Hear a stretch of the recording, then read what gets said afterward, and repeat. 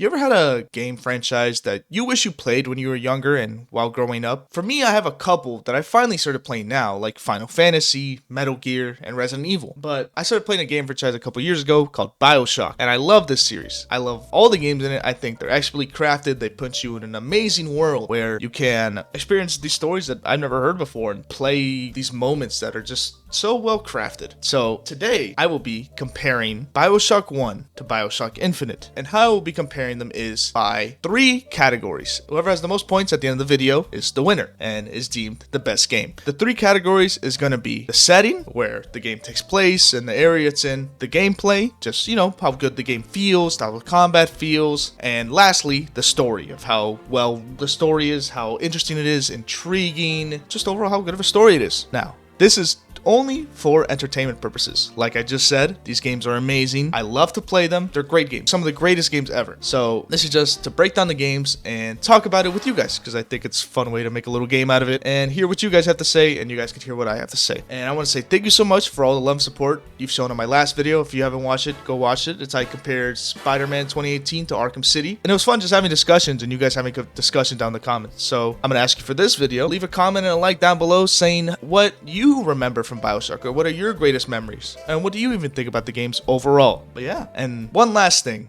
We got a budget increase. I got like more things to use. Yeah, I think I'm flipping the screen right now. It's crazy. Yeah, it's a budget. We got a budget!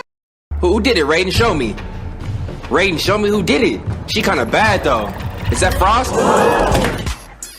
The setting of where a story takes place or a video game takes place is a very crucial element to anything, to the story you tell or the place you want to immerse yourself in. And sometimes it is the highest selling point of a game. Like, saying this as an Assassin's Creed fan, the setting of the games is like almost one of the highest things I look for each of these games. And so that leads me to talk about these 2 settings in these 2 games that are so iconic and amazing. Honestly, they're really good settings. I want to start with Bioshock 1. Talking about Rapture. I think Rapture is a super iconic setting. It's well revered. Everyone loves it. It's just the style of that 1930s, 1940s architecture, with the style of all the buildings as well, and just how it looks overall. It's almost like an Atlantis at the bottom of the sea, but set in the 40s. And it shows this society that's working. It's not a good society, but a society that functions. And also what I like about Rapture is that during the time the game takes place in, and when you are inside of Rapture, you are not at the peak of the society. You're actually on the downturn due to like conflicts in the story and other things, but you see a Rapture that's falling apart. And this city that looks so beautiful and almost like it's from a H.P. Lovecraft story. Don't ask what his cat's name was.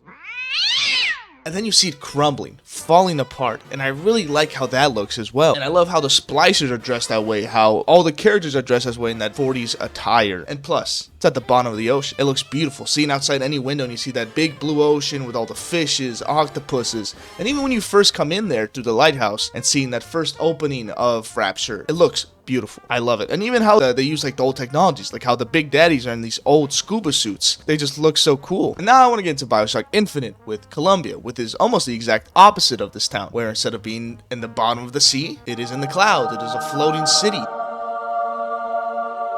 It is set more during the, I would say it's more during the 1900s style, 1890s, around that style, especially you see that with the buildings, everything around it. It's also still like showing like mass amounts of racism because it's 1900s America. And I also believe there's like some religious aspect to the whole racism thing. I'm not 100%, but I also think that's involved in this as well. Yeah, like brave take, but racism's bad. Oh, thank you. Thank you guys. Yeah, I appreciate that. Yeah, no problem.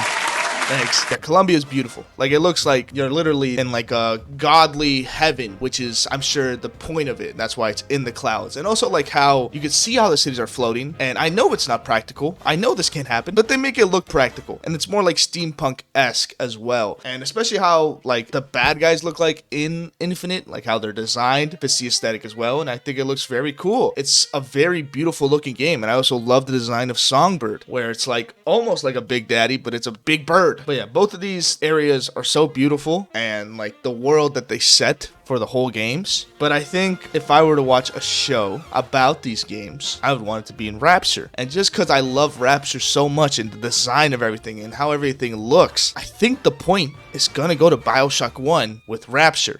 Holy crap, I'm in Fortnite! Holy crap! Hello, Peter.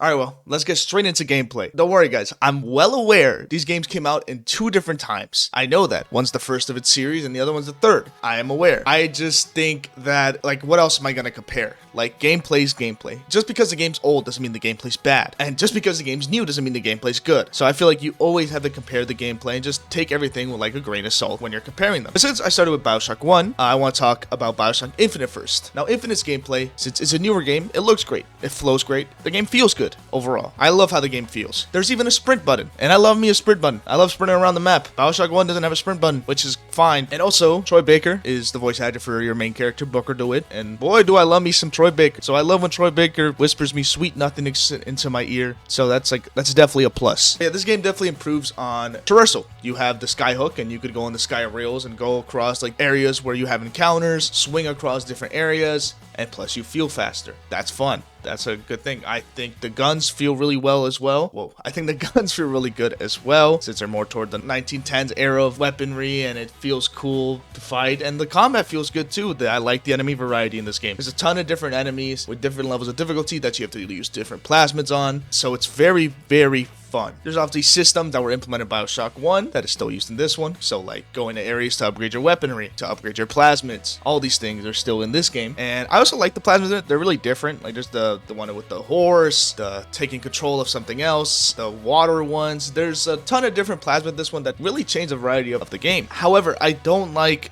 comparative to Bioshock 1, you only really have 2 weapons, like your primary, your secondary. And then you just have to pick up different weapons. There's also more ammo and resources found everywhere else, which I think maybe is different on a harder difficulty. That's just the type of game it is, which is fine. However, I'm not the biggest fan of the boss fights. I mean, it's just like a Bioshock boss fight, so they're not crazy, but I don't really think they're that amazing. That being said, I really do like the set pieces. This game is super cinematic, especially with all those scenes with Songbird. And you're put into some really cool situations. Like even in the beginning of the game when you have to escape the police, or even at the end when you're fighting a bunch of ships and the Vox air balloons and all these ships are coming in and you could use Songbird to destroy the ships. The game throws you in these really cool scenarios and puts you through really cool looking cutscenes. So it makes the gameplay fun, makes it flow well, and also having Elizabeth help you throughout the game, throwing you ammo or making things appear with her dimensional rift abilities adds another factor to the game that is very well done, and it makes it very fun. But yeah, I really do like Bioshock Infinite's gameplay. I think it's good. I think the game's always fun to replay, but now more so on Bioshock 1. Now, this is the first of its series, and I believe it's one of the more innovative games I've played. The whole idea of the plasmids to begin with, it comes from this. And there's a ton of different plasmids in this too. There's a wide variety of them, where you could use them in different scenarios, like shocking the water on the floor to kill all splicers. I thought I was remembering correctly with the splicers being very varied, and I think they are, but I feel like Infinite has a more varied enemy design. But the gameplay is a little bit slower, but I think it works for this game because you're able to take everything in and you can't just run through a lot of things. So I think that works, and especially since this game is, I feel like, a little more horror-sided than Infinite, where you don't know what's going on, and when you're in these dark areas, you really don't want a splicer to jump on you, and I think it works that you're a little bit slower. You don't have Troy Baker in your area whispering you sweet nothingness, which does lose a point. But I do like the protagonist because it's supposed to use more like an insert yourself protagonist. Jack doesn't say a lot, he just does. And I'll get more into that in the story section. The mass amount of weaponry you could use in this game is cool. It's varied, you can switch all the time, you even have different ammo types for your weapons later on in the game. And also being able to explore certain areas. I like the exploration in Bioshock 1 more, where you could just focus these certain areas and explore them, look for your weapon upgrades, look for your plasmid upgrades, look for resources, because I feel like that game is more finding resource heavy, more like a survival game where you have to find them and try not to use all your resources because you have to fight these bosses. And I do like the bosses in Bioshock 1 better, but that's because I like the idea of the big daddies being in every sector you're in, where you could take them down and free the little sister and do the thing whether you consume them or you free them. I like that factor, and that makes me always want to fight the big daddies to clear the whole area you're in. I really like it, and the big daddies fights are always fun. They're not too hard. Later on in the game they get pretty hard, but you could be smarter with your plasmids and take them down pretty easily. And I also really like the level design in Bioshock 1. Infinite has a great level design as well, but I feel like in Bioshock 1 it's really cool the situation to put you in. For example, when you go to that one gun, you have to leave your weapons, but then you get stuck in that room with no weapons and you have to fend for yourself with just your wrench again, at the start of the game. And I think the boss fights are really good in this game. Fighting the painter I think is cool because of all the lores and the story that's built up, this creepy killer. Obviously the big daddy fights, which are I've already said I really like. And obviously, I like fighting Fontaine at the end. That's very cool. And then another gameplay feature that I love about Bioshock 1 is the camera feature, where you are able to take pictures of your enemies, and the more pictures you take of them, the more damage you could do to them, and other like things that come from that. But it's a really cool completion thing where like the more you fight these enemies, the more pictures you take of them. And since it's said a lot of times that some of these fights are repetitive, that it's cool that you can switch it up and make them easier for yourself. And also just the whole hacking system, which is also done in Infinite with like that plasma that you could control things with. But I really like the hacking system. I like hacking the drones and making them fight for me. Now, I think if I were to put everything I just said together, I think the point for gameplay goes to Bioshock 1, which initially I didn't think was possible, because usually when I do these, I sit down and I record first with all my thoughts in my head and then come to a conclusion to who gets what. And I initially thought Infinite was going to get this point, no doubt. Newer game, whatever. Like, replaying this first Bioshock 1 again, I didn't want to like stop playing it. The gameplay's so good. It's so fun. It's so innovative. Yeah, I didn't want to stop playing Bioshock 1. I just always loved playing that game. Yeah, I think the point for gameplay goes to Bioshock 1. What top 5 you smoking on, Kendrick? Cause my top 5 is Drake. If we broke it off, then you know it wasn't painless. Alright, wait. Don't click off yet. I know it's 2-0, so I do it out of 3. So, yeah, Bioshock 1 is probably the winner. But let's see for the first time in this series I do where I compare these games, if Bioshock 1 is the first game to get a sweep. Or maybe Infinite can get 1 point. You know, consolation prize. And so I want to talk about the story, which I think is one of the stronger points in this game. The game's already amazing, but the stories even drive us further to want to complete them and play them again to experience it all over again. That being said, let's start with Infinite. The Bioshock Infinite story is really well told, especially through the use of the protagonists, Booker DeWitt and Elizabeth, where their relationship is really a strong point in the game, and them learning about each other and becoming closer is very sweet to see, and where we get to learn a lot about the world Booker's kind of thrusted into. And with the main villain being Comstock in this world where he believes it's a utopia, very religion heavy, and it's kind of crazy to see all the insane things that happen in this world, and for Comstock to keep up this facade of being this great man. Like, even this world is just kind of funny. Like, at the beginning you see like the statues of the founding fathers and they're getting like praised like they were gods. I just always find that hilarious. Like, I just seen like Benjamin Franklin with those damn glasses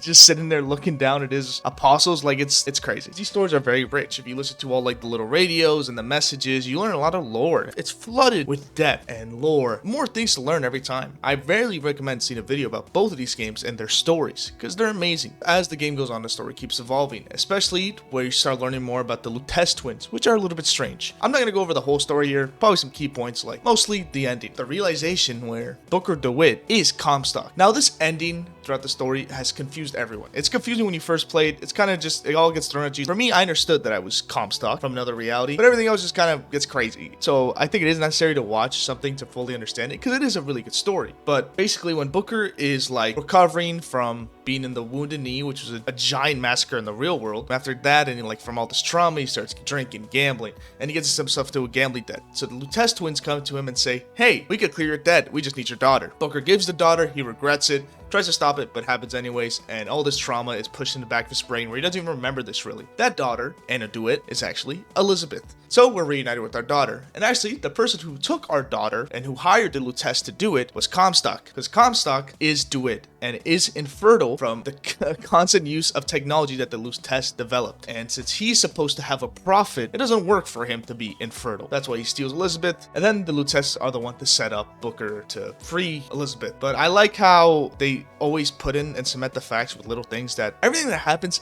cannot be avoided. And this is shown like even in the beginning when they tell Booker to flip a coin and he says tails, but he always gets heads. And then you see the chalkboard and it's all heads. So every time he gets head, every time it is the same thing. I like that, and because it gives you like the want to break free of that thing. And so then it ends with Elizabeth grows so much as a character that she almost leads you, because since she could see through dimensions, she could mess with rifts. She's leading you to finish the story. Basically, you go back to that time where you want to baptize yourself after Wounded Knee. That's where it stems from the two realities, where there's a reality where you do, and then you end up as Comstock, and you don't, and you end up as Art Booker. So you're brought back there, but this time you let Elizabeth drown you and kill you, which is supposed to erase you from the multiverse. I would not be talking about the DLC, because that's a whole different monster. But this story is well told, with a very cool twist, because you can't really tell that Elizabeth is your daughter. Sure, you could guess and you could assume, but these hints aren't really spoken that loudly in the game, and there's not a lot of them. Like, the one you can probably infer, I guess, is just you being Comstock. I like this twist. I think it's very well done, and I really do love the story. But Bioshock 1, this story, this world is filled with lore and other stories of these very well-written characters, and Andrew Ryan himself being the peak of these characters. And you yourself, I like that you don't have really an opinion about much, because it lets you experience all these stories for the first time, where you just have to listen to these people because your character has no other input. So I like hearing this. And Andrew Ryan is just a guy who's just based on his ideology. He doesn't try to be bad. He created Rapture to be this world of freedom where you're able to do everything you want and you're not barred by the government, which is something he says in a lot of speeches, which are really good speeches. But the people who come to this place, the scientists and the artists and the philosophers that he wanted to, end up corrupting this place and corrupting the society with greed. And so there's a lot of well-written characters like Bridget Tenenbaum, J.S. Steinman, Sander Cohen, Yi Su-chung, and obviously Fontaine, or, spoiler, Atlas. He pretends to be Atlas to trick you into helping and making you think that you're trying to escape from here and also save his family, but it's actually Fontaine, who is a con artist and who has been seen Rapture as a gold mine of money and profit that can be made here, especially with Tenenbaum discover Adam and making the little sisters, and all that Fontaine can see is profit. Now, all this causes Andrew Ryan to go even more crazy and become more paranoid, where he wants to take out the parasites in the city. He doesn't let people leave and go back to the surface. He's just constantly paranoid. And so all these things of people wanting a profit and being greedy caused this ideal land where you could do whatever you want, pursue what you want, taking down this perfect society. And then it is one of the most famous twists, I think, in all video games, where it is revealed that you are Andrew Ryan's son, Jack Ryan, and they use this term, would you kindly, to make you do things. And then for you, as the person's playing, you're just doing the objectives that the video game gives you. But in reality, it's actually a story plot. You have to do these things because they're giving you command words that were given to you by your father, and also Dr. Yi Su-chung, who establishes this in you. So Fontaine figures out and uses it to do his bidding for you and to get to Ryan. It's like spectacular. And then Andrew Ryan is so obsessed with ideals, and then that Ryan says, "Sit, would you kindly? Stand, would you kindly? Run! Stop! Turn. A man chooses, a slave obeys." He makes his own son kill him with a golf club with that word, just proving the fact that you are a slave because you obey. And then you obviously could have the good and bad ending, and then you could fight Fontaine, which is cool. I like the multiple endings, but man, this story is so engrossing and it's so good, especially that twist and everything that leads up to it. It's such a well-made story. It needs to be a movie. This needs to be in a show. And then unfortunately, or fortunately, depending on who's watching, Bioshock 1 story wins the point, making it 3-0, and it sweeps Bioshock Infinite. Bring out the brooms. So yeah, that's the whole video for me today. I honestly wasn't expecting it to be a sweep, but hey, it's the first sweep. Bioshock 1, I guess, is the better game. And I mean, in my opinion, I think that's true. But not to discredit Infinite at all. Infinite's still an amazing game. Just with these categories, Bioshock comes out on top. But it's close. Sorry for going so crazy on the story section. I don't know. Everything started hitting my brain, and I was like, let's just say it all. I just want to say this whole story and these characters that are so well written. So yeah, I had to do it. But if you guys like this video or want to tell me your opinion of it, then please leave me a comment down below about what you think or about what you think about these games. Also, leave a like and make sure to subscribe if you want to keep seeing content like this. And also, let me know what games or franchises or series you want to see me compare in the next video. Speaking of the next video, it will be more comic book related. I will be talking about what I think the Justice League movie should do, and what comic it should adapt. So if any of you guys are interested in that, then come check out my next video next week. But yeah, I just want to say thank you so much for all your love and support for all these videos. It's honestly such a great feeling. So thank you so much. But that'll be it for me. So yeah, have a good one.